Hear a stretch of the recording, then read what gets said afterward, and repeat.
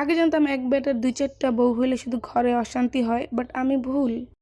তাদের সংসারে ভাই প্রচুর সুখ আর অশান্তি ভোগ করতেছি আমরা, সাধারণ পাবলিকরা। আসসালামু আলাইকুম, কী অবস্থা সবাই? আশা করি আপনারা সবাই অনেক বেশি ভালো আছেন। ১০ হাঙ্গাইয়া বেটার বউদের যন্ত্রণায় ভাই সোশ্যাল মিডিয়াতে আসলে ঢুকাই যায় না। আবার তার সাথে যোগ হয়েছে গরিবের রাজারানী। এদের যত ঝগড়াঝাটি কাউরি সব সোশ্যাল মিডিয়াতে। আর যা মুখের ভাষা, তা তো ভাই গিনিস বুকে নাম উঠে যাবে, আই এম শিওর। পৃথিবীতে যত মেয়েরা আছে সবাই হলো বেহুলাস বেশরম।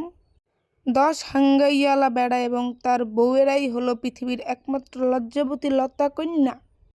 এদের পার্সোনাল লাইফ কোনটা আর সোশ্যাল লাইফ কোনটা সেটাই বোঝা মুশকিল হয়ে গেছে। আগে জানতাম মেয়েরা সব কিছু ভাগাভাগি করতে পারলেও স্বামীর ভাগ দিতে পারে না।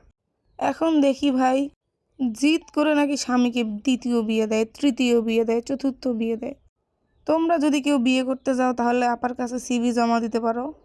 ক্রাইটেরিয়া কিন্তু বেশি নাই, শুধু একসাথে ব্লগ বানাইতে হবে, একসাথে প্রেগনেন্ট হইতে হবে। এইটুকু চাহিদা যারা পূরণ করতে পারবা তারাই ভাই সিভি জমা দিও। আশা করতেছি আপা নিঃসন্দেহে তোমাদেরকে গ্রহণ করে নিবে। যাই হোক ভাই, আমি এখানে কাউকে খারাপও বলতেছি না, কাউকে ভালোও বলতেছি না। যেই মেয়ে কোনো বিয়েতে বেড়ার সাথে ইচ্ছা করে বিয়ে বসবে তার ইন্টেনশন কেমন ভাই আমার জানা নাই। আর যেই মেয়ে জিদ করে তার জামাইরে দ্বিতীয়বার বিয়ে করাবে সেই মেয়ে নিঃসন্দেহে খারাপ, এটা স্পষ্ট। ওদের প্যাচাল বাদ দিই ভাই, ভিডিও কেমন লাগছে আমাকে কমেন্ট করে জানাবেন। অনেকেই বলেন আপু বড় করে ব্লগ দিও, কিন্তু ভাই আমরা অনেক বিরক্ত লাগে, তারপর আমি চেষ্টা করব। So thanks for watching.